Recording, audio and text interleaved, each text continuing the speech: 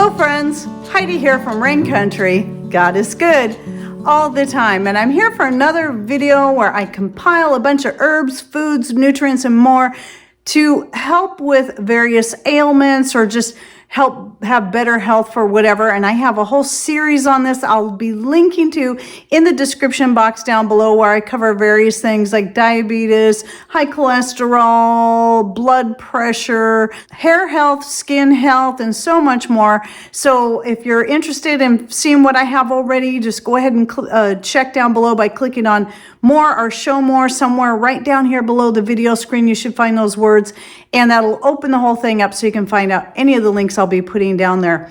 So today it's going to be about herbs and more to help with sleep. So those of you who are suffering from insomnia or just don't get a good night's sleep, I've compiled a whole bunch of things that you should find very helpful. And I also have this all typed up and will be providing a link to that list so you can go in there and either copy and paste it into your own document or even just take a screenshot. You might have to do a few screenshots to get the whole list in there, but I try to make sure, at least with these kind of videos, that I do type that up, because I'm throwing a lot of things at you and you're going to want to see the spelling, especially since no matter what it is, especially if it's something new to you, it's a good idea to do more thorough research on that particular herb or whatever it is, and find out if there's any interactions that may have with certain allergies that you have or medications that you are on. This is very, very important. Like some people can't take licorice if they're on blood pressure medication, and so on and so forth. So let's go ahead and get started on this list. I'm just going to go ahead and read it to you. And we're starting off with the nutrients. And part of the reason I'm reading the nutrients is either it can be something you can take in a supplement form like I have here, or you can look at foods that are already high in these things, which will be the foods and herbs I'll be listing later. So magnesium, melatonin, glycine, which is an amino acid, vitamin D, calcium, potassium, B vitamins. I just put B complex. So if you're looking at taking it as a supplement, I always say go with the complex form whenever you're able. Zinc and copper are just some of them. You can do some deeper digging and find even more, but those were the main ones I wanted to list here. Now, essential oils can be very helpful if you're using them either in the form of a diffuser, which is not my choice. If I was going to diffuse them, I would use Stacy's method from Off Grid with Doug and Stacy, where she used the skewers and then has it infused that way rather than sending oil particles into the air. But that's going to be up to you. It's just my personal opinion that may not be the healthiest way to go about it, breathing in the oil particles. But you know, that's up to debate. You got to just do your own research into that and do what works for you. For me, whenever I've used essential oils as far as an aromatherapy, I've always taken it and just rubbed it under my nose. Now, for a lot of these oils, it's always best to use a carrier oil. That can be anything like olive oil, avocado oil, grapeseed, coconut oil, whatever you prefer. For me, typically I can use most oils neat without problem.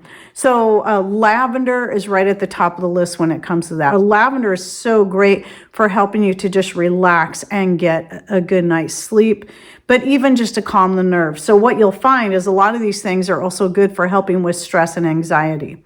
Also, frankincense, chamomile, bergamot, peppermint, cedarwood, sandalwood, geranium, and ylang ylang. In fact, I used to keep a bottle of frankincense and ylang ylang where I mixed it together, and I think I added lavender to it as well. And I used to keep that next to the bed if I was having a hard time sleeping and use that. I don't know why I don't do it anymore, but I've been sleeping a lot better these days most of the time. Coming back to supplements, I wanted to say, so if you're taking something in a supplement form, Mother Earth Products, which I've been an affiliate with for years, they sell a lot of dehydrated, freeze-dried goods, and they have a lot of organic stuff now, which I absolutely love that they do. So that's where I buy some of the dehydrated or freeze-dried foods that maybe I can't get enough of here or can't grow myself. such as, pineapple, mango, bananas. I mentioned this a lot, but they do also now have supplements, and I do highly recommend their melatonin gummies. They're really good too. They taste good. These are blackberry gummies. And so you can get those from Mother Earth Products, and you'll always find their link in my description box down below. But whenever it comes to supplements, I say gummies or capsules. Never go with tablets of any kind. That's my personal opinion. There's just so much that goes into that. There's a lot of stuff that's added into it, and usually you're not getting near as much as what you would get if it was already in a capsule or liquid form, like in a gel cap or even in a gummy. Let's move on to the herbs. So valerian is at the top of the list because it is one of the most powerful. Not everybody can handle it.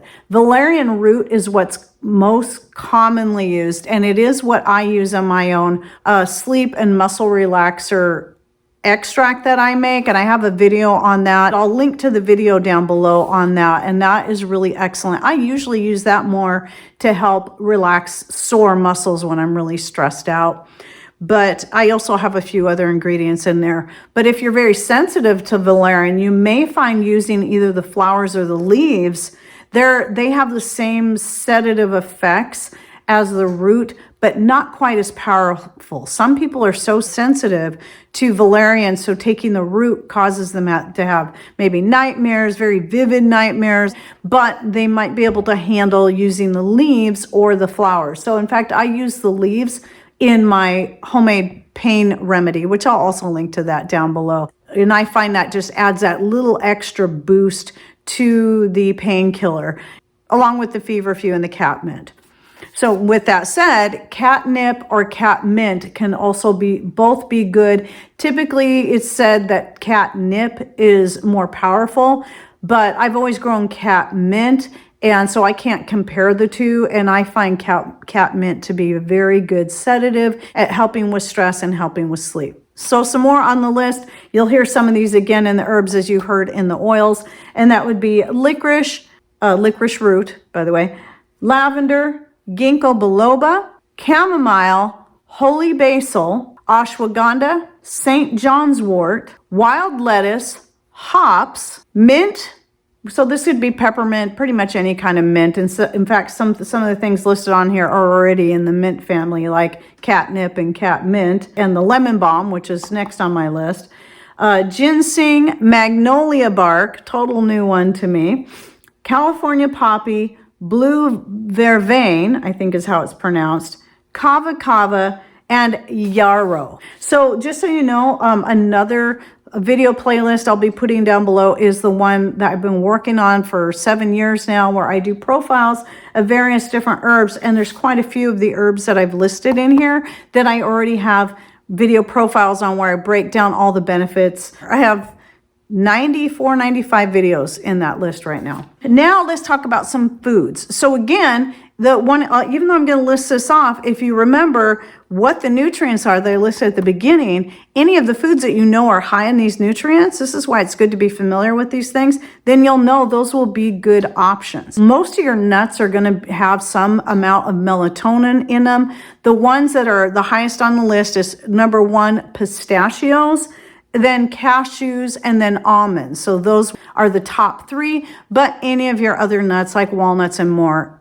can be very helpful at inducing sleep. Also, then your fatty fishes like salmon and tuna. Tart cherries, a lot of people will take this in the form of a tart cherry juice. In fact, you can even get tart cherry juice powder and then just mix that with water when you want to take that, or you can buy tart cherry juice, and some people find that to be very helpful. Whole grain breads, peanut butter. In fact, you know, one of the recommended snacks to have before bed is a slice of whole grain bread with peanut butter on that.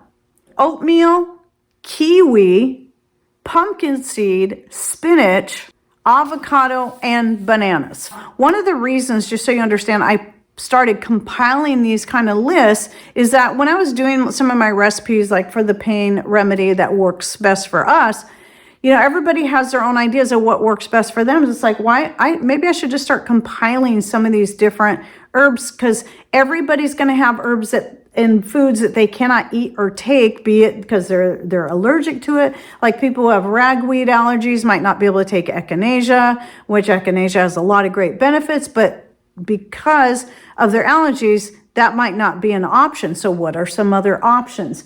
Or again, as I mentioned earlier, certain medications, they can counteract each other, or it can cause serious side effects if you're taking it with a medication. Typically, though, this is the interesting thing. Typically, the reason why certain herbs are not recommended with certain medications is because the herb works so well, it makes the medication useless. But again, with each one, you need to do your own research, because I can't do all the listing of all the different ailments. You have to do that for yourself. And if you'd like to learn how to do that for yourself, because a lot of people just don't know where to start, I did a video a few years ago on how to do your own research, which I will link to also in the description box down below. So basically, this is all just giving you a place where you can start and know what to look into, and then do your own research to find out what you think will work best for you. And even then, it's just going to be sometimes trial and error. You might try, let's say I've got wild lettuce that does come up on its own out here. I've tried that when I've had a headache, and it's okay. It doesn't work for me near as well as the feverfew and the valerian leaves do, and the catmint. Those, especially those three put together, work great for me when I have a headache.